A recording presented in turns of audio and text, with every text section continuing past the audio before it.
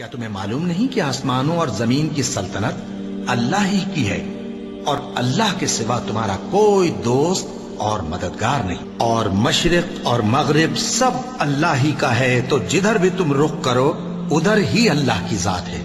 बेशक अल्लाह साहिब वसत है, बाखबर है।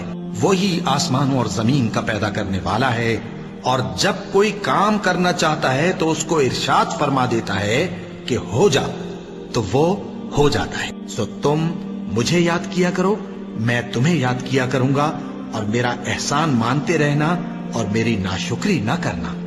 ए ईमान वालो, सब्र और नमाज से मदद लिया करो, बेशक अल्लाह सब्र करने वालों के साथ है। और हम किसी कदर खौफ और भूख और माल और जानों और मेवों के नुकसान से तुम्हारी आजमाइश करेंगे।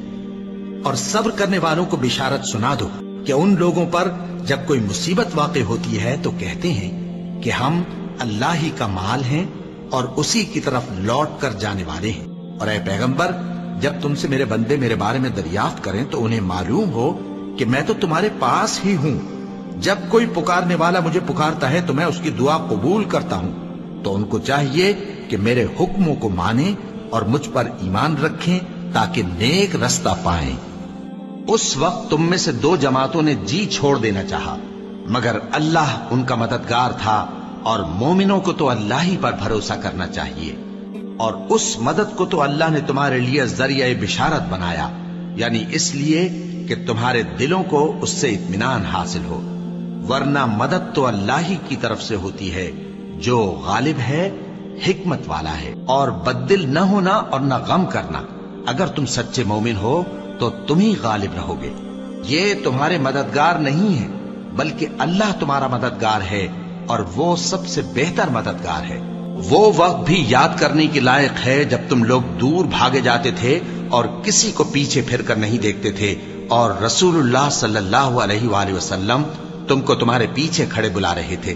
तो अल्लाह ने तुमको गम पर गम पहुंचाया, ताकि जो चीज तुम्हारे हाथ से जाती रही या जो मुसीबत तुम पर वाक़ई हुई है उससे तुम गमगीन न हो, और अल्लाह तुम्हारे सब अमाल से खबरदार है। फिर अल्लाह ने उस परेशानी के बाद तुम पर तसल्ली नाजिल फरमाई, यानी नींद, कि तुम में से एक जमात पर तारी हो गई, और कुछ लोग जिनको जान के लाले पड़ रहे थे अल्लाह के बारे में नाहक अय्याम कुफ्र के से गुमान करते थे, और कहते थे भला हमारे इख्तियार की कुछ बात है।